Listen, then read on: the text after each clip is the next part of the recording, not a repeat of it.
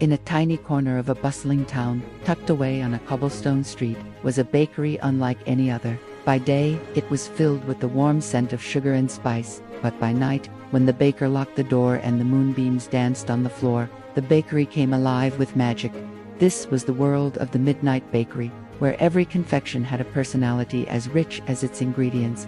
At the top of this sugary society were the fancy pastries. There was Eclair, long and elegant, drizzled with the finest chocolate and filled with luscious cream. She was the queen of the display case, always poised and perfect. Then there was Baron von Black Forest, a majestic cake with layers of dark chocolate, whipped cream, and tart cherries, crowned with a dusting of cocoa that looked like a velvet cloak. They were the stars, admired by all, basking in the glow of the bakery's single nightlight. And then there was Chip. Chip was a chocolate chip cookie, not a fancy double fudge sea salt sprinkled cookie, just a cookie. He was round, a bit crumbly at the edges, and felt hopelessly plain next to the towering cakes and glistening tarts, while Eclair and the Baron held court, discussing the sophisticated palates of their customers. Chip would often sit by himself on the bottom shelf, feeling small and unnoticed. He admired their intricate designs and bold flavors, and a part of him wished he could be more than just a simple cookie. He'd watch them and think, if only he had a swirl of frosting or a dash of exotic spice, maybe then he would be special too. One evening, a wave of panic swept through the bakery. The annual Sunbeam Festival was just days away, and the baker had lost the secret recipe for the town's most beloved centerpiece, the legendary golden sunbeam cake. Whispers turned to frantic cries. The festival was the biggest event of the year, and without that cake, the bakery's reputation would crumble. The baker had been seen pacing, muttering to himself, and frantically searching through his books, but the precious recipe was nowhere to be found. The desserts were in disarray.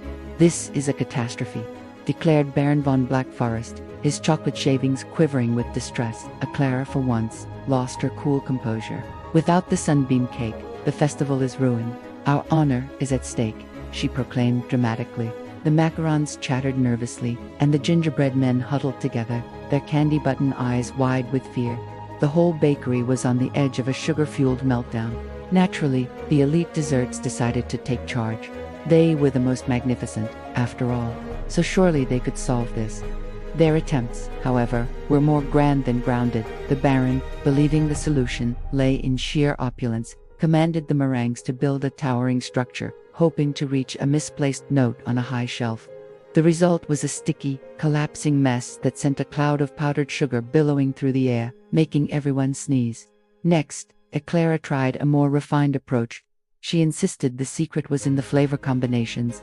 She organized a chaotic tasting session, mixing dollops of lemon curd with raspberry jam and a sprinkle of cinnamon, creating bizarre concoctions that made the tarts turn sour. One of her experiments resulted in a small, contained explosion of blueberry filling that splattered across the glass display, much to the horror of the spotless croissants.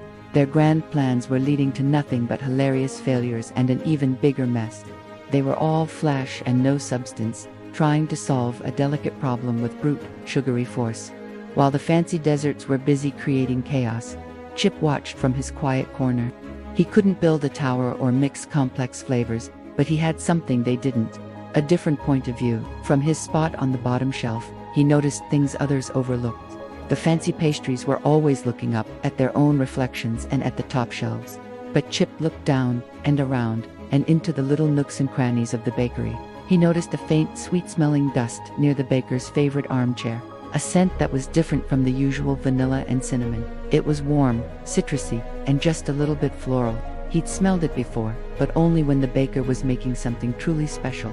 He waddled over, his chocolate chips pressing into the wooden floor. It was cardamom, he realized, a rare spice the baker kept in a special tin. Then, his gaze fell upon a thin dusting of flour on the floor beneath the spice rack. It wasn't just a random spill. He looked closer and saw a pattern, almost like a dance of tiny footprints. He followed the faint trail, which led him behind a large sack of sugar. And there, tucked away and almost invisible, was a small, smudged fingerprint of cocoa powder on the wall. It was at the perfect height for the baker to lean against while reading. Chip's mind started worry. The cardamom scent, the flower pattern, the cocoa smudge. These weren't random clues. They were habits, the baker's habits. He pieced it together. The baker must have been reading the recipe in his favorite chair, snacking on something with cocoa, while the flower pattern was from him tapping his foot as he measured ingredients. The recipe wasn't on a single piece of paper. It was a memory, a routine, scattered in little pieces all over the bakery. He realized the core of the recipe wasn't just about ingredients, but about the baker's process. With a newfound surge of confidence, Chip knew what he had to do. He scurried over to the panicked desserts. "Stop," he chirped, his voice surprisingly firm. "I think I know how to do it." Everyone stared at him. A plain little cookie. What could he possibly know? But there was a spark in his eye they hadn't seen before. Chip didn't just have the recipe. He had a plan. He became an unlikely director of a grand, edible orchestra. "Baron," he said, "we need your strength. Can you and the bundt cakes help grind the cardamom pods? We need a very fine powder." The Baron, surprised to be taking orders from a cookie, saw the logic and nodded, marshalling his forces. "Eclair," Chip continued, "your cream filling is the lightest. We need you to work with the meringues to whip the egg whites to the perfect stiffnesses, light as a sunbeam." Eclair, intrigued by the challenge, elegantly slid over to the mixing bowls. He directed the gingerbread men to sift the flour, creating the same light pattern he'd seen on the floor. He had the jam tarts carefully measure out the fruit purees, and even the shy macarons were tasked with arranging delicate sugar flowers for decoration.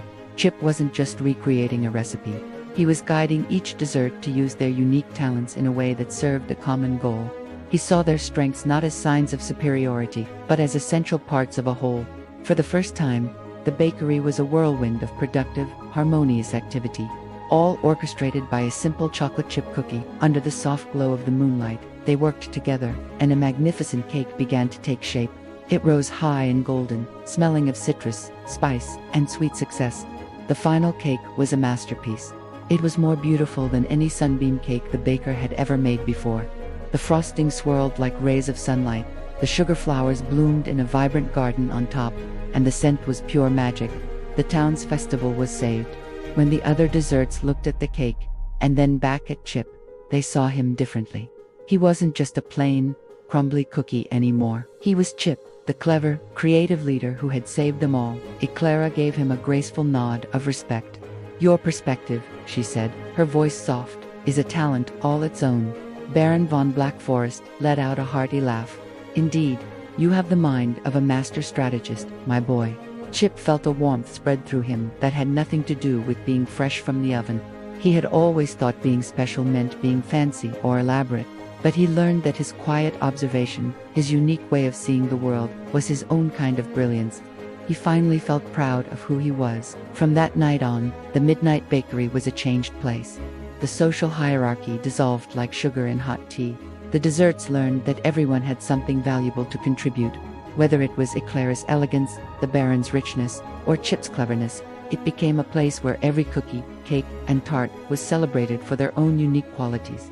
And the story of the simple cookie who saved the festival became a bakery legend, a sweet reminder that everyone is smart in their own way. And sometimes, the most wonderful things come in the simplest packages. Thanks for watching our story today. We hope it added a little sweetness to your day. If you enjoyed it, don't forget to like this video and subscribe to our channel for more magical tales. See you next time.